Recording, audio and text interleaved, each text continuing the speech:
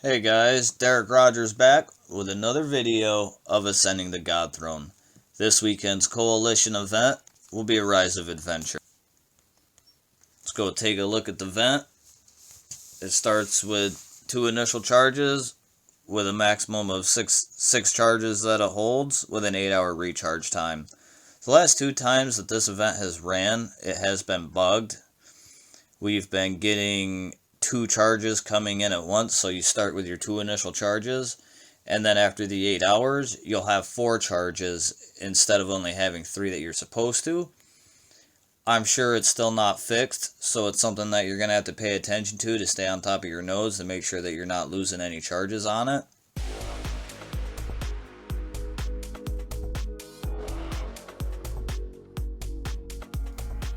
Node 1, Adventurer's Party. At the beginning of a battle, the player chooses one of the following 4 support cards to start play on their side. We have Cleric Adventurer. While on the board, your cleric creatures get +0/+2 and gain vigilance. When you gain life, your opponent loses 2 life. If you have a full party, your opponent loses 6 life. Instead, this effect can trigger up to 3 times per turn. Rogue Adventurer. While on the board, your rogue creatures get +2/+0 and gain menace. When a creature you control deals combat damage, destroy the top card of your opponent's library, then you gain 2 mana. If you have a full party, destroy 3 cards and gain 5 mana instead. Warrior Adventurer. While on the board, your warrior creatures get +2/+0 and gain haste. When a creature you control attacks, the first equipment card in your hand gains 2 mana, and the first creature card in your hand gets +1/+1. If you have a full party, each equipment card in your hand gains 3 mana, and each creature card in your hand gets +2/+2 instead. Wizard Adventurer. While on the board, your wizard creatures get +1/+1 and gain flying. Wizardry, draw a card, it gains 3 mana. If you have a full party, instead draw a card and copy it up to 2 times, then those cards gain 6 mana. This effect can trigger up to 2 times per turn. The objectives: win the fight against your opponent. Loyalty, activate a Planeswalker ability 2 or more times during a fight. And party, have a full party. For the decks, if you're a newer player and you have a weak collection, I would go with Gideon with something like this.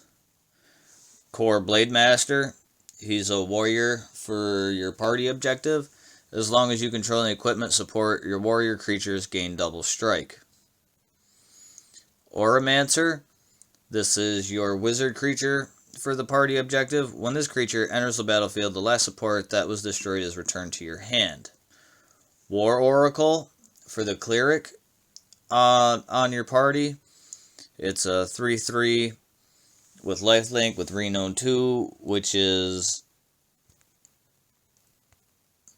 gain +X/+X, where X is the number next to the Renown, so it'll get +2 after this creature deals damage to your opponent. So it's a 5/5 lifelink for 11 mana. And then we have Stonework Pack Beast to complete the party. When you activate a loyalty ability, convert 2 gems to your Planeswalker's colors. At the beginning of each turn, the first creature in your party gets +2/+0 until end of turn. For you to get to the party objective, you have to have 1 cleric, 1 rogue, 1 warrior, and 1 wizard on the field all at the same time. So you're going to need, since you can only have 3 creature slots, you're going to have other ways, so supports count as well. So this will count as 1 support. And also for what I just went over to go with your party as well. Up top with these, with the Cleric Adventurer, the Rogue Adventurer, the Warrior Adventurer, and the Wizard Adventurer, those also count. So it's also something to take in consideration. But this deck can hit it without it. But if it was me, I would probably be choosing the Wizard support. I think that will help this deck out the most. And then we have Bright Climb Pathway for a little bit of mana ramp. At the beginning of your turn, convert 2 gems to white.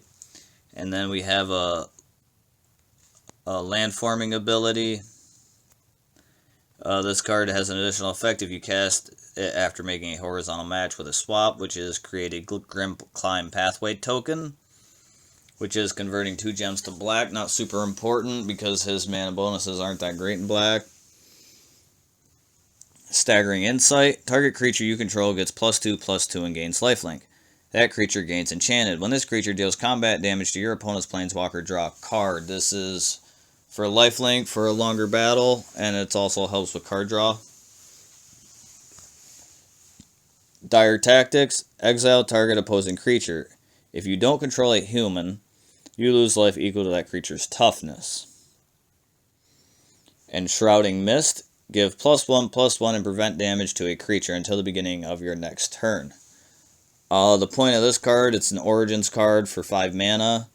With Gideon's abilities, you can buff your creatures, give them Defender, and then use this so that way you can help kill your opponent's creatures and keep yours alive. Maul of the Skyclaves. When this support enters the board, each member of your party gets +1/+1 or gains 1 shield. While on the board, your first creature gets +3/+3 and gains first strike and flying. For the last card, I've got Jam-Day Tome, which is activate 1, draw 1 card, just to help with a little bit of draw power.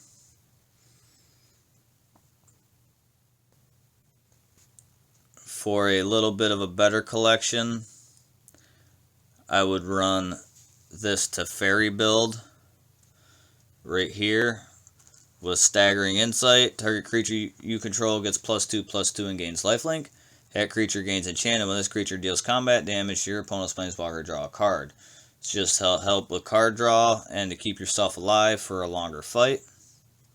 Harbinger of the Tides. When this creature enters the battlefield, if your opponent has 5 or less cards in hand, target creature your opponent controls on the battlefield is returned to its owner's hand, and it costs 6 more. This is our wizard creature for the party objective, and it will help with bouncing creatures back. Sphinx's Tutelage. Whenever you draw a card, the first card in your opponent's hand costs 2 more. Activate 1 blue, destroy 1 card in your hand, and draw 1 card. Salundi Vision. Pick one of the first 4 spell cards from your library, fetch that card. If that card is a blue spell, your wizard creatures get +2/+2 until end of turn. We're using this more for the landforming effect, which is create a Salundi Isle token, which is just converting 2 gems to blue. Riverglide Pathway. At the beginning of your turn, convert 2 gems to blue. Landforming, create a Lava Glide Pathway token, which is converting 2 gems to red. Not really super important. Into the Royal. If your opponent has 5 or less cards in hand, return target opposing creature to your owner's hand. Kicker 3, which is draining 3 mana. Then draw a card. A little extra card draw on top of that. And then we have Stonework Pack Beast to help with the party objective. When you activate a loyalty ability, convert 2 gems to your planeswalker's colors. At the beginning of each combat, the first creature in your party gets +2/+0 until the end of turn. War Oracle. This is the same one that's in the Pauper build. He's a 3/3. When he deals damage to your opponent, he becomes a 5/5 with lifelink. It's a great Origins card. Glasspool Mimic, which is our rogue. When this creature enters the battlefield, this creature's power and toughness becomes XY. X and Y are equal to another target creature's power and toughness. This is also a land farming card. Create a Glasspool Shore token, which is converting 3 gems to blue. And then finally we have a board wipe, which is Displacement Wave. Return all creatures on the battlefield to their owner's hand. If there is no room in the player's hand, the creatures are destroyed, bypassing any immunity.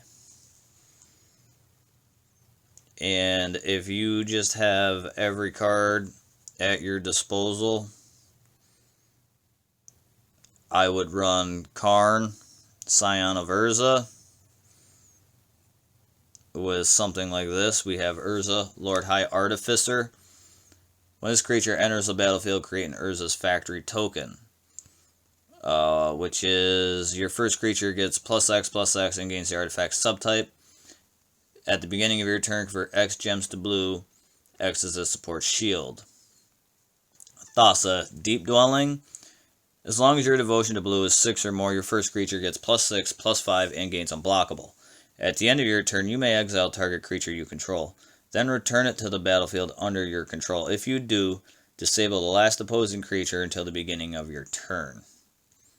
Ruinous Ultimatum for our board wipe. Destroy each opposing creature and each opposing non-land support. This effect can affect Vanguard supports. Outlaw's Merriment. Create an Outlaw Cleric token, which is at the beginning of combat on your turn, the support deals 2 damage to the first opposing creature, then you gain 2 life. Create an Outlaw Rogue token, which is at the beginning of combat on your turn, an opposing Vanguard support loses 2 shield. Create an Outlaw Warrior token, which is at the beginning of combat on your turn, the support deals 3 damage to your opponent's Planeswalker. These really aren't super important. They're just there to hit the objective of the party. And you put this down, and then all you need is a wizard. You can also just choose the wizard subtype, which is what I do when I play. And then we have Pyromancer's Goggles. Activate 3, fetch the next spell from your library to your hand. The last spell you control in your hand is free. So how this deck is set up is it only has 2 spells. So we have Outlaw's Merriment and Ruinous Ultimatum. And there is one more creature, which is Emery, Lurker of the Loch. This card's cost is reduced by 2 for each artifact you control. When this creature enters the battlefield, destroy the top 5 cards from your library. At the end of your turn, return the first artifact creature or artifact support from your graveyard to play under your control. So how this plays, Emery is going to come in. You can keep blinking Emery with Thassa Deep Dwelling until you get Pyromancer's Goggles down, and then you activate the Goggles, which will either fetch you an Outlaw's Merriment or a Ruinous Ultimatum. So you're either going to get a board wipe or you're going to get the objectives. To round out the deck, we've got Shadow Spear. While on the board, your first creature gets +3/+3 and gains lifelink and trample. While on the board, your opponent's creatures lose and can't gain hexproof and prevent damage. Nylea Keen-Eyed.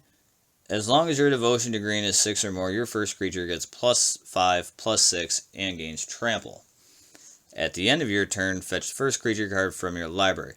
Then each creature card in your hand gains 2 mana. Conclave Naturalist. When this support enters the battlefield, destroy 1 support gem your opponent controls. Normally, I would run Demolish over this, but I wanted to keep the support or the spell count down to 2, so that way I could either fetch the Merriment or the Ultimatum. There are a couple other options you could run. I know that there is a green rare that has mutation that destroys an enchantment, but I prefer this one better because it destroys a support gem, and then you can use Thassa, then you can blink it, and then bring it back in, and then you get two destroyed supports in the same turn. And then finally, I just have this card in here for looping decks. I really prefer it in almost all the standard builds that I run lately, because Song of Creation is just so powerful right now. It's Archon of Emeria. When a player casts a card, disable each other card in that player's hand until the end of turn. While on the battlefield, Planeswalkers and card effects can't convert gems unless they're lands, event rules, or resilient supports.